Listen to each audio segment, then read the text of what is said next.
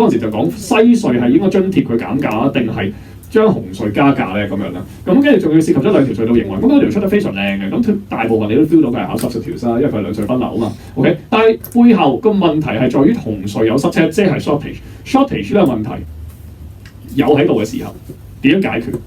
佢所謂嘅加價減價，加價係第一個解決方法。有 shortage 一係加價，一係點啊 ？demand 跌，一係整到個市場 supply 升，明唔明我講乜？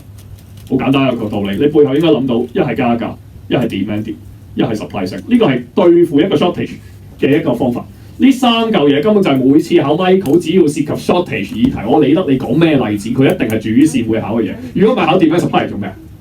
明唔明我講乜呢個位置 ？OK， 我講明俾你聽，考官嘅立意係乜嘢先？你明白咗立意，你就知道其實我出到咩例子，我都係多咗一枝節花考嘢啫。另外，我係冇第二啲 DRQ 嘅嘢可以再出嘅。Michael 好窄嘅就可以出嘅嘢。